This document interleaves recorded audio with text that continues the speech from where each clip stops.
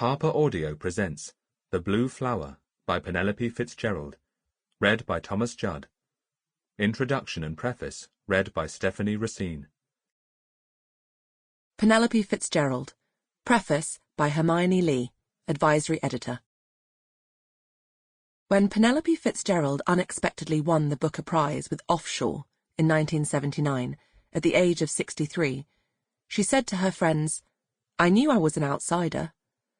The people she wrote about in her novels and biographies were outsiders too. Misfits, romantic artists, hopeful failures, misunderstood lovers, orphans and oddities. She was drawn to unsettled characters who lived on the edges. She wrote about the vulnerable and the underprivileged, children, women trying to cope on their own, gentle, muddled, unsuccessful men. Her view of the world was that it divided into exterminators and exterminatees. She would say, "I am drawn to people who seem to have been born defeated or even profoundly lost."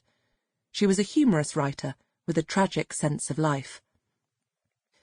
Outsiders in literature were close to her heart too.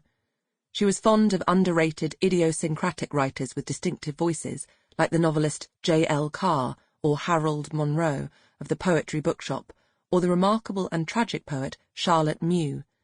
The publisher Virago's enterprise of bringing neglected women writers back to life appealed to her, and under their imprint she championed the 19th century novelist Margaret Oliphant.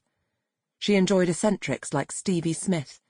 She liked writers and people who stood at an odd angle to the world. The child of an unusual literary middle-class English family, she inherited the evangelical principles of her bishop grandfathers and the qualities of her Knox father and uncles. Integrity, austerity, understatement, brilliance, and a laconic, wry sense of humour. She did not expect success, though she knew her own worth. Her writing career was not a usual one. She began publishing late in her life, around 60, and in 20 years she published 9 novels, 3 biographies, and many essays and reviews. She changed publisher 4 times when she started publishing, before settling with Collins, and she never had an agent to look after her interests, though her publishers mostly became her friends and advocates. She was a dark horse, whose Booker Prize, with her 3rd novel, was a surprise to everyone.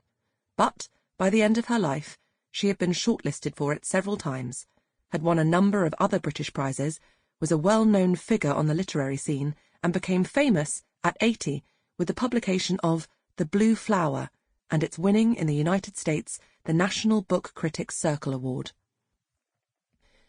Yet she always had a quiet reputation. She was a novelist with a passionate following of careful readers, not a big name. She wrote compact, subtle novels. They are funny, but they are also dark. They are eloquent and clear, but also elusive and indirect. They leave a great deal unsaid.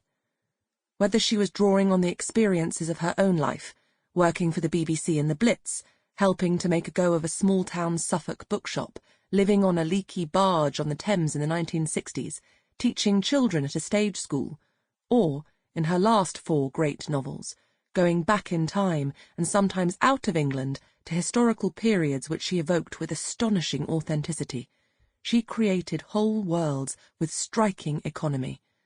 Her books inhabit a small space, but seem, magically, to reach out beyond it. After her death at 83, in 2000, there might have been a danger of this extraordinary voice fading away into silence and neglect. But she has been kept from oblivion by her executors and her admirers.